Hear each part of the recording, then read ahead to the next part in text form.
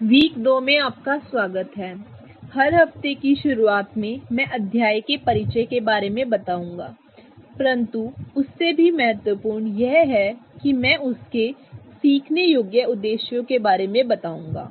इसीलिए व्याख्यान को देखते समय आप वास्तव में उन अवधारणाओं पर ध्यान केंद्रित कर सकते हैं जो मैंने बताई हैं, या उन अवधारणाओं को जो मैंने इस वीडियो के दौरान विस्तार से बताई हैं। वे वास्तव में सीखने के उद्देश्यों के बारे में बात करते हैं।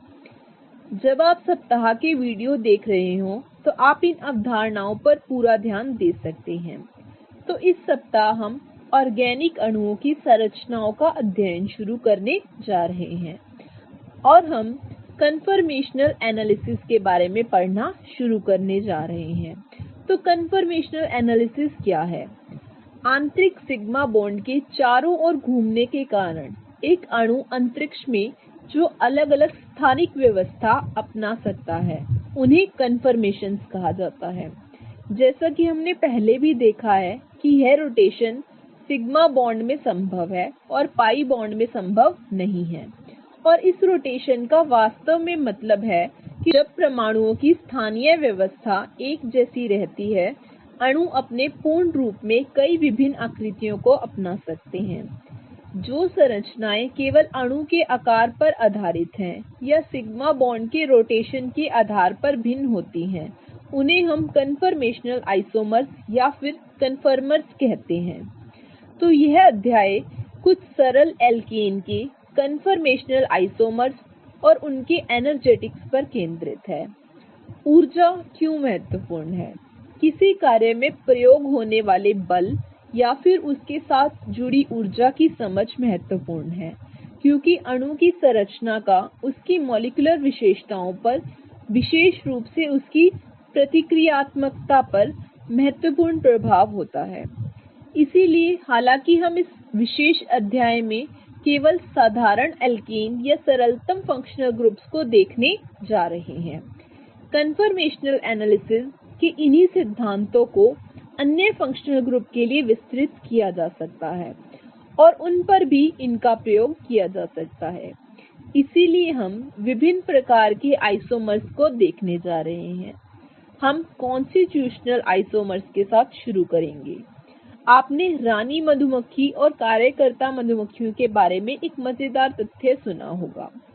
जिस तरह से रानी मधुमक्खी और एक कार्यकर्ता मधुमक्खी एक ही तरह की इंद्रियों या संकेतों को समझते हैं, वे वास्तव में दो कॉन्स्टिट्यूशनल आइसोमर्स की तरह हैं। उनमें से एक सेकेंडरी अल्कोहल है जबकि दूसरा एक प्राइमरी अल्कोहल है। हम विभिन्न अन्य प्रकार के आइसोमर्स जैसे stereo isomers, conformational isomers, configurational isomers इत्यादि को भी देखने जा रहे हैं। सिस ट्रांस आइसोमर्स जो वास्तव में सिर्फ डायस्टीरियोमर्स हैं, इनमें से कुछ के बारे में हम अगले अध्याय में भी विस्तृत रूप से अध्ययन करेंगे, लेकिन जिन आइसोमर के बारे में हम इस अध्याय में बात करेंगे उन पर ध्यान दें। तो मैं कह रहा था कि कन्फर्मेशन वास्तव में प्रतिक्रियाशीलता को प्रभावित करता है। मैं आपको एक उदाहरण देने जा रहा हूं और अभी आपको ऐसा लग सकता है कि यह वास्तव में समझने में आसान नहीं है, लेकिन मैं एक प्रतिक्रिया पर जा रहा हूं।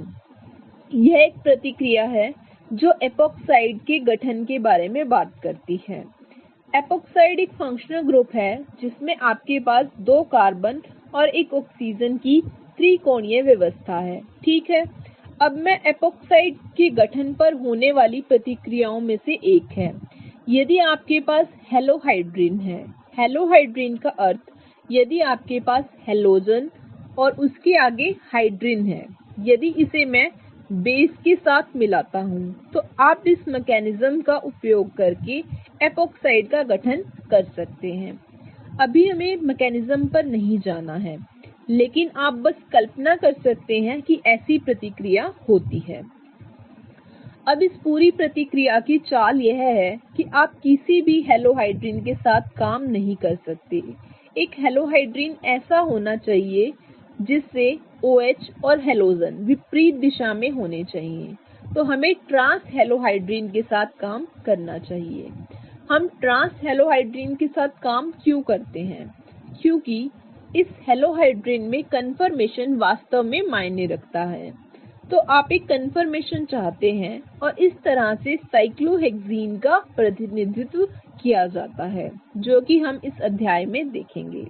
आप इस तरह की कन्फर्मेशन चाहते हैं कि यह ऑक्साइड और हैलोजन एक दूसरे के बिल्कुल विपरीत जा रहे हों, क्योंकि इस CX बॉन्ड को तोड़ने के लिए इस ऑक्साइड को कार्बन हैलोजन बॉन्ड के इलेक्ट्रॉन को एंटी बॉन्डिंग एटॉमिक ऑर्बिटल में भेजना होगा।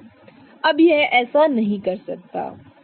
यदि आप इस तरह की कन्फर्मेशन प्राप्त नहीं कर सकते हैं तो यह इस तरह की प्रतिक्रिया नहीं कर सकता है। तो ऐसा कैसे संभव है? इसका कारण यह है कि ऑक्सीजन अपने पास के एंटी बॉन्डिंग ऑर्बिटल में अपने इलेक्ट्रॉन को आसानी से डाल सकता है, जिससे कि कार्बन हैलोजन का बॉन्ड टूट जाता है। अगर मैं इस प्रतिक्रिया को सिस हेलोहाइड्रिन के साथ करने की कोशिश करता हूं तो कुछ ऐसा होता है कि दोनों ऑक्सीजन और हैलोजन एक ही स्थान पर जाते हैं। मैं इस तरह की कन्फर्मेशन नहीं बना सकता। जब दो कन्फर्मेशन संभव हैं तो वे कुछ इस तरह हैं। तो यह तरीका है। तो कार्बन हैलोजन बॉन्ड की एंटी बॉन्डिंग यहाँ जाती है। तो इस तरह से यह ऑक्सीजन बहुत दूर है और वह अपने इलेक्ट्रॉन को इसमें डालने में सक्षम नहीं है। यह एक और अन्य कन्फर्मेशन बना सकता है जो इस तरह से है। ठीक है, मैं इसे यहाँ बनाने जा रहा हूँ। फिर से कार्बन हैलोजन बॉन्ड की एंटी बॉन्डिंग यहाँ कहीं है और यह ऑक्सीजन वास्तव में उस एंटी बॉन्डिंग ऑर्बिटल में इलेक्ट्रॉन को नहीं डाल सकता। इसीलिए जैसा कि आप देख सकते हैं कि यह संरचनाएं जो मैंने यहाँ बनाई हैं वे कन्फर्मेशंस हैं। इस अध्याय में हम साइक्लोहेक्सेन कुर्सी संरचनाओं चेयर कन्फर्मेशंस का गहन विश्लेषण करने जा रहे हैं और आप यह अध्याय करने के बाद इन संरचनाओं को बनाने में सक्षम होंगे। मेरा अभी आपको यह दिखाने का पूरा उद्देश्य यह है कि कन्फर्मेशन वास्तव में प्रतिक्रियाशीलता को प्रभावित करता है और हम बाद में इन प्रतिक्रियाओं के बारे में आगे पढ़ेंगे।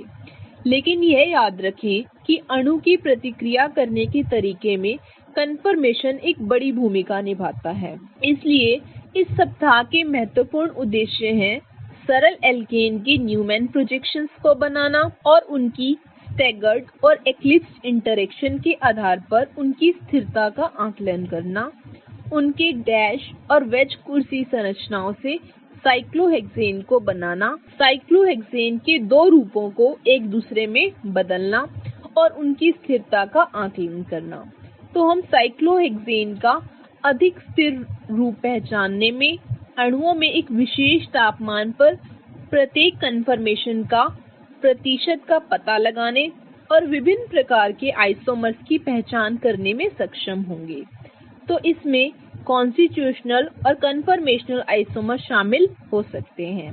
तो आशा करते हैं कि हमारे पास कन्फर्मेशनल एनालिसिस सीखने का एक अच्छा